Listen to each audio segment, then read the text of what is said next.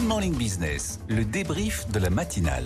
Le débrief de la matinale ce matin avec Fabrice Marcella, avec Éric Delannoy, avec Florence Tondumélic et Emmanuel Le Chypre. Et on commence avec les résultats d'NVIDIA, toujours plus haut. Le groupe a encore une fois publié des résultats exceptionnels, plus 262% pour le chiffre d'affaires, plus 628% pour le bénéfice net. C'est les résultats du T1 2024 par rapport à l'année dernière. Le fabricant de puces électroniques poursuit sa croissance folle. On était ce matin avec Pierre Barnabé, le directeur général de Soitec, qui était invité de la matinale. Pour lui, c'est un modèle pour les producteurs français de semi-conducteurs. On l'écoute. C'est une révolution qui est en marche. Rappelez-vous la révolution du cloud à un certain moment et puis d'autres révolutions qui se sont opérées. Là, il y a une révolution qui est en marche, qui va très vite. La grande différence, c'est qu'effectivement, le taux d'adoption de l'IA est un accéléré. Donc effectivement, NVIDIA bénéficie de cette aura qui est extraordinaire parce qu'ils ont une position, ils ont investi aussi bien avant tout le monde, ils ont une position très forte dans ce domaine. Donc ça tire tout le monde vers le haut. La problématique, c'est d'accompagner ce mouvement. Alors nous, on a des lignes de produits qui sont de plus en plus adaptées à l'IA, mais il va y avoir la problématique de la consommation d'énergie pour supporter cette révolution. Florence Tondumélic, NVIDIA, quasi monopole aussi, donc c'est vrai que ça fonctionne bien. Ça fonctionne bien et j'ai envie de dire pourquoi est-ce que l'événement hier était si important sur les marchés ? Parce qu'aujourd'hui, NVIDIA, c'est quand même la 3e capitalisation boursière américaine, derrière Microsoft, derrière Apple, 200 milliards, un poids très important dans les indices S&P, 5%, dans le Nasdaq, et donc un poids aussi important dans les fonds d'investissement. Or, NVIDIA, c'est aussi l'étalon d'or quelque part de l'IA. Et donc, au travers de ça, on va mesurer aussi la capacité des indices boursiers qui ont atteint des sommets à perdurer, la capacité de l'économie américaine à atterrir en douceur. Et tout ça est un avant-signal aussi d'autres annonces de résultats. Voilà pourquoi c'était un événement important. Alors, bulle ou pas bulle, NVIDIA, Éric Delannoy, il n'y a pas de... Alors aujourd'hui, je pense qu'il n'y a pas de bulle parce qu'effectivement, ça suit un mouvement de croissance qui est structurel dans le monde entier. C'est-à-dire qu'en gros, il y aurait une bulle si on avait des projets d'IA comme les projets Internet il y a 20 ans qui n'auraient pas vraiment de raison d'être. Aujourd'hui, l'IA, c'est des infrastructures, c'est des services et on estime qu'il y a encore une marge de progression très forte dans son développement. Donc l'IA a besoin d'infrastructures. NVIDIA a le monopole quasiment de l'infrastructure de l'IA sur les microprocesseurs. Et ce qui est important, c'est de constater que c'est une entreprise qui n'est pas jeune du tout. Elle date de 93 et qu'elle a eu quand même beaucoup de soubresauts. Elle se développe aujourd'hui parce qu'elle a pris les bons virages, mais ça n'a pas toujours été le cas. Elle a failli faire faillite en 2000. Donc c'était quand même une entreprise qui a pris les bons virages. Elle a une grosse faiblesse, cette entreprise-là, par rapport à son développement gigantesque. C'est que c'est un grand modèle de faiblesse. C'est-à-dire qu'en gros, elle ne fabrique pas. Et ne fabriquant pas, et fabriquant quasiment exclusivement à Taïwan, elle va être très soumise aux enjeux géopolitiques à venir. Fabrice. Oui, et puis en plus, la croissance de NVIDIA, elle est aussi tirée par l'adoption massive de l'intelligence artificielle. Je reviens de Vivatech, j'y étais hier, j'y retourne aujourd'hui. Vous avez dormi chez vous quand même. Oui, entre-temps, j'ai essayé de dormir un petit peu. Mais aujourd'hui, et comme l'année dernière d'ailleurs, il y a énormément de startups qui utilisent l'intelligence artificielle, que ce soit pour de l'intelligence artificielle générative, comme tout autre traitement ou adoption de cette technologie. Donc, Enfin là, c'est la démonstration de ce à quoi sert l'intelligence artificielle. C'est-à-dire que l'année dernière, quand même, on discutait de l'intelligence artificielle. Là, on a les démos des usages. Là, il n'y a plus un stand qui ne parle pas effectivement d'usage de l'IA à la fois dans le monde de l'entreprise et certainement dès samedi dans le monde du grand public. Emmanuel. Ce qui est intéressant, Eric disait, oui, mais là, ce coup-ci, il n'y a pas de projet inutile comme il y en avait il y a 20 ans avec Internet, etc. Mais la réalité, c'est que quand vous êtes dans une phase d'invention comme aujourd'hui, vous ne savez pas au départ ce que sont les projets inutiles et ce que sont les projets qui vont marcher. Et c'est ça l'avantage de NVIDIA, c'est que c'est la fameuse comparaison avec ceux qui ont fait fortune pendant la ruée vers l'or. C'était les pelles et les pioches. Oui, voilà, parce que vous êtes sûr de gagner à tous les coups, quelle que soit l'utilisation qui en est faite. Donc effectivement, dans ce qu'on voit aujourd'hui à Vivatech, il va peut-être rester 10-20% d'innovations qui seront des vraies innovations et qui ne seront pas alors que certaines seront sans lendemain. Mais en attendant, NVIDIA, il empoche quoi qu'il arrive. Florence. Je pense qu'effectivement, tout le sujet, c'est que ça repose sur un projet industriel, monopolistique, avec une très grande difficulté pour d'autres acteurs ou des États de rentrer sur ces processeurs. On parle de 2 ans pour monter une ligne, 15 à 20 milliards d'investissements. Donc, dans ce contexte-là, et dans un contexte où Nvidia continue d'avoir un temps d'avance avec le lancement de sa nouvelle ligne Blackwell, je pense qu'effectivement, on est sur quelque chose de structurel. Blackwell, c'est la puce, la meilleure puce au monde, la plus rapide. Voilà, qui devrait arriver sur le marché d'ici la fin d'année. Mais il y aura forcément des concurrents. Il faut qu'il y ait des concurrents. Ben oui. Mais parce que c'est comme ça que la dynamique d'innovation va continuer. Oui. Là où Nvidia a été très très intelligent, c'est qu'en dehors d'avoir pris le virage avant tout le monde, ils ont aussi pris le virage de la sobriété. Enfin, à Vivatech, on ne parle pas beaucoup de sobriété. En tout cas, je l'entends pas beaucoup. Mais vous y étiez ? Non, c'est pour ça. Pourtant, c'est un thème. Alors certainement, mais en tout cas, la grande innovation des dernières puces de Nvidia, c'est d'avoir une consommation qui est divisée par 25. Sur les technologies qui sont utilisées. Tout augmentant la productivité. Donc on est vraiment sur une entreprise qui cherche vraiment à continuer les virages sur l'ensemble des domaines et pas seulement sur sa technologie. Alors Fabrice, vous y allez avec votre corps à Vivatech. On parle de sobriété ? On parle de transition énergétique, on parle de sobriété, on parle de développement durable, encore plus cette année que les années précédentes. De toute façon, c'est plus entendable d'être sur des sujets de tech pour la tech. On est vraiment très... Et d'ailleurs, les organisateurs incitent très fortement les startups à venir sur ces sujets-là. Les sélections qui sont faites, elles sont sur ces sujets-là. On n'est pas au CES de Las Vegas où on parle de la tech gadget, on est vraiment sur la tech utile. Alors avant qu'on parle de l'assurance chômage et des risques climatiques, sujet sérieux, il paraît qu'il y a un étiquette gate à Vivatech. On ne peut pas se retrouver dans les allées. On était tout à l'heure avec le directeur général de Vivatech. Il a dit c'est au sol qu'il faut regarder. Je vous le dis, si vous avez votre badge autour du cou comme Fabrice, que vous êtes prêt à y aller, c'est au sol qu'il faut regarder pour se repérer. Alors même au sol, moi j'ai pas trouvé.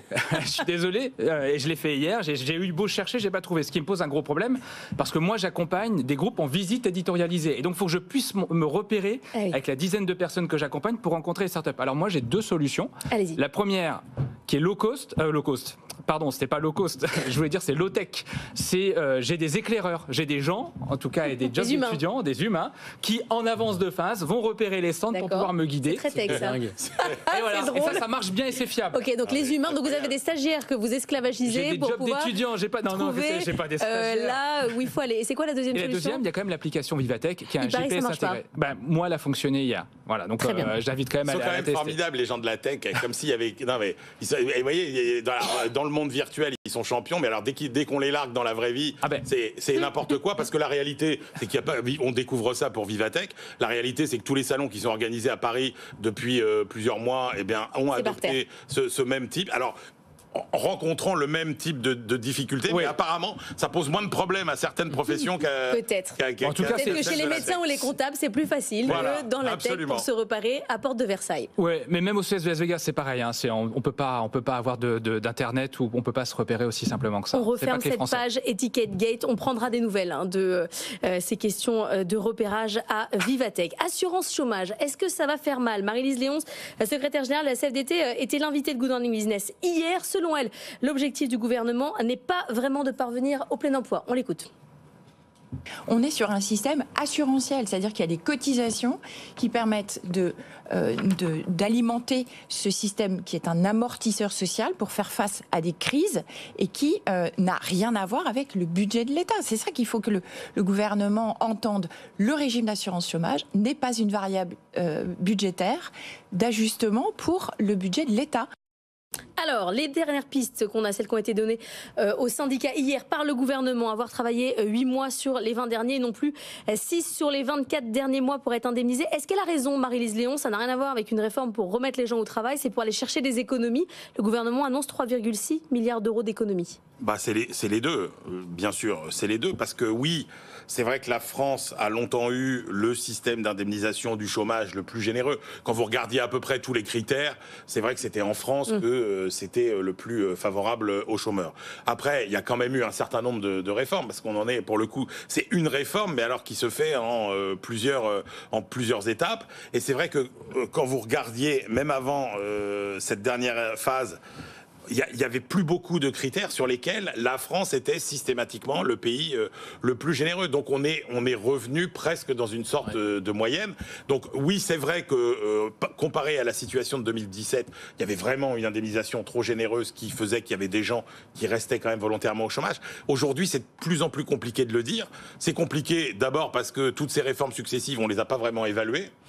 Donc on n'a que les effets des travaux théoriques ou de ce qui se passe à l'étranger. Faut dire que ça va vite, la dernière est pas, et donc voilà. pas très vieille. Et donc la réalité, c'est que oui, ça va sans doute inciter des gens à la marge à reprendre un travail. Mais quand vous regardez les travaux, par exemple sur le contrôle des chômeurs, vous voyez que les chômeurs qui abusent finalement de leurs indemnités, c'est à peu près 10-15%. Donc oui, ça va sans doute, ça va peut-être détendre un peu la situation de pénurie de travail. Donc vous dites c'est normal, ça va avec le marché. Dans un contexte où vous avez une entreprise sur deux qui a des difficultés à recruter, ça me paraît pas générer une précarisation majeure. Florence Tondu-Mélic. Moi, je pense qu'on est dans un sujet avant tout de compétitivité, de création de richesse nationale. Et on voit que la France, par rapport à ses homologues européens, pâtit d'un taux d'emploi qui est de 68%, là où l'Allemagne ou les pays nordiques sont à 77%. Donc c'est pas étonnant dans ce contexte d'en faire une priorité nationale, et d'autant plus quand on voit la lame de fond démographique avec la baisse structurelle de la population active. Mais ce sujet, pour moi, doit être pris avec une démarche globale, associant des réformes aussi sur l'éducation, sur la formation, sur le logement. Éric Delannoy. La réflexion de Madame Léon, elle essaie de masquer le sens qu'on veut donner à cette réforme-là. Si c'est pour faire des économies, c'est une mauvaise réforme. On ne fait pas des économies sur ceux qui sont en difficulté. Parce que quand on est ça, c'est ce qu'elle dit, oui. Voilà. En revanche, quand on remet le modèle que l'on veut mettre en place, qui est effectivement le plein emploi, et surtout un projet de société dans lequel le projet social, ce n'est pas toujours avoir plus de droits, mais c'est potentiellement de redonner une vitalité de l'envie au travail. La Fondation Sensiment, en 93, disait la France a fait le choix du chômage.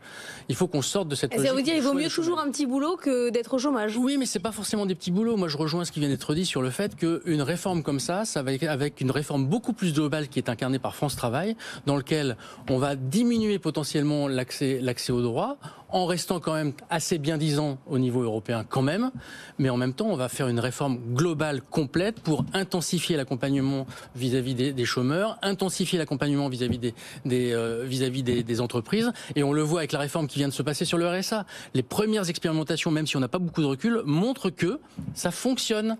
Quand on fait un accompagnement au retour à l'emploi des RSA, on a au bout de 5 mois 40% des RSA qui ont un retour à l'emploi, alors qu'on était à peine à 10% sur les mêmes périodes de temps.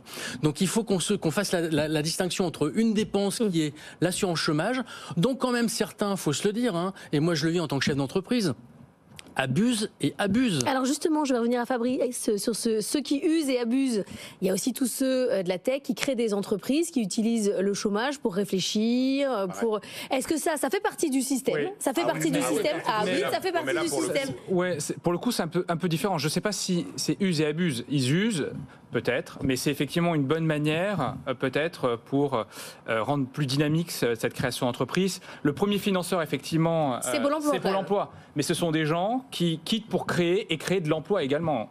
Moi, je ne parle pas de ça. Je ne parle pas de soutien à l'entrepreneuriat par le chômage, effectivement, qui peut être un bon moyen de faire émerger des startups. Je parle par exemple des transfrontaliers.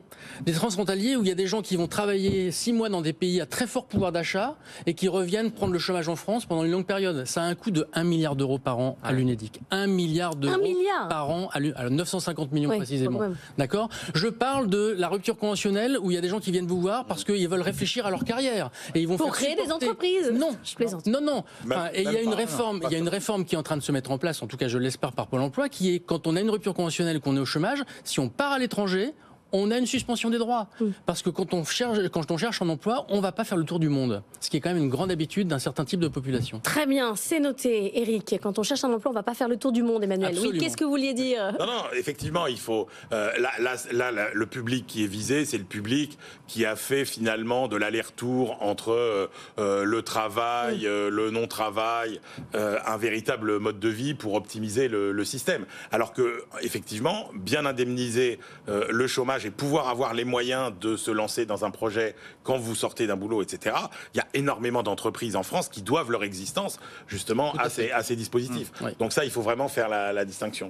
On passe au risque climatique. Les assureurs sont appelés à mieux se préparer aux catastrophes naturelles. C'est le résultat du deuxième stress test climatique qui a été dévoilé par l'autorité de contrôle prudentiel et de résolution. Bon, la CPR, c'est comme ça que ça s'appelle. Le secteur a passé le test sans accroc, mais doit très sérieusement s'emparer du sujet. Les détails avec Zidane Azouzi. Sécheresse, inondation ou encore submersion marine, les Français risquent de ne plus pouvoir s'assurer face aux catastrophes naturelles. Les assureurs volontaires qui ont participé à l'exercice devaient se soumettre à 2 scénarios. Le premier prévoit de fortes sécheresses en 2023 et 2024, suivies de fortes inondations. Conséquence, une perte de valeur des actifs financiers. L'indicateur clé de la solidité des assureurs perdrait 60 points en l'espace de 5 ans. Pour le second scénario, le superviseur a imaginé une aggravation inédite des événements climatiques extrêmes à horizon 2050. Résultat, on observe une aggravation de 105% du taux de sinistre par rapport à 2022, alors qu'il avait déjà coûté 10 milliards d'euros à l'époque, un record pour le secteur. Les primes, elles, augmenteraient de 158% en moyenne. Pire encore, dans certaines régions, un triplement des prix n'est pas à exclure. Alors, pour la première fois, la CPR a sondé les assureurs concernant les taux de résiliation. À titre d'exemple, en 2050, dans les Côtes d'Armor, le taux sera ainsi de plus de 7%. Concrètement, 7 habitations sur 100 ne pourraient plus s'assurer. Florence Tondu-Mélec, 7 habitations sur 100 ne pourraient plus s'assurer. L'idée que tout le monde peut avoir une assurance. Avec le stress climatique, c'est plus vrai. Alors je pense que le sujet n'est pas nouveau puisque aux États-Unis c'est le sujet en Floride, ici on parle des Côtes d'Armor ou des Bouches-du-Rhône. Le sujet d'assurabilité est un sujet qui est sur le devant de la table, mais il tient à la fois aux politiques de souscription des assureurs qui pourraient changer, mais tout autant aussi des particuliers qui pourraient tout simplement décider aussi de ne plus s'assurer. Ce qu'il faut rappeler, c'est que l'assurance aujourd'hui elle est obligatoire. Et d'ailleurs, toute la question du débat politique et réglementaire sur le sujet, de savoir si d'une obligation, ça pourrait devenir un droit demain. Ne plus être assuré, c'est pas possible. Enfin, Techniquement, c'est pas possible. Mais que fait-on lorsqu'un particulier va au travers de différents guichets et ne pourrait ne pas trouver de souscripteurs? Donc toute la question, est là. Que fait-on, Eric? Le problème, c'est que pour être qu'il y ait assurance, il faut qu'il y ait risque. Quand le risque est avéré, il n'y a plus d'assurabilité. Enfin, quand vous êtes certain d'avoir une inondation, vous ne pouvez pas être assuré pour l'inondation. C'est pas possible, ça ne tient pas financièrement. Donc, qu'est-ce qui se passe? L'État intervient. Ça veut dire qu'une fois de plus, c'est des débats qu'on a souvent avec Emmanuel, on privatise les gains de gens qui se disent le marché doit trouver des solutions, etc., mais pollue et génère des dégâts que l'État prendra en charge. Ça, c'est pas possible. Et c'est pour ça qu'il y a des régulations qui se mettent en place pour faire en sorte qu'on corrige cet aspect-là, c'est effectivement la CSRD, cette espèce de reporting sur la durabilité qui va permettre d'avoir des effets correctifs sur les moyens de production des entreprises pour avoir des modèles plus vertueux, pour faire en sorte qu'on arrête d'aller vers quelque chose où on aura des dégâts irréversibles qui font que ce ne sera plus assurable. Premier élément. Deuxième élément, je l'ai perdu. Je vous laisse. Florence. Mais je pense que c'est tout l'objet en fait de cette stress test qui est d'acter une prise de conscience collective autour de ces sujets, parce que ce qu'il est important, c'est pas tellement la question de savoir si ces biens seront assurables ou pas demain, c'est comment on réduit le coût du risque, comme vous l'avez tout à fait mentionné.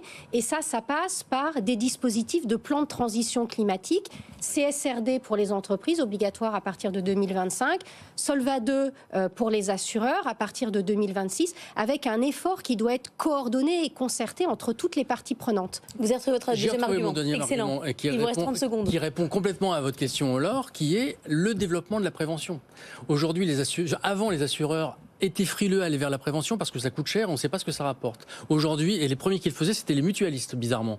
Aujourd'hui, la prévention se généralise. Pourquoi elle se généralise? Parce qu'on se rend compte que c'est le seul moyen pour faire en sorte que demain, on évite les risques. Même si on n'arrive pas à faire une évaluation de ce que va apporter la prévention sur la réalisation des risques. Mais néanmoins, il y a un développement majeur de développement de la prévention par les assureurs. Merci à tous les quatre d'être venus débriefer la matinale ce matin avec moi. On souhaite à tous ceux qui vont à Vivatech de se retrouver dans les allées comme Fabrice à partir de 9h, les portes s'ouvrent et il y a déjà du monde.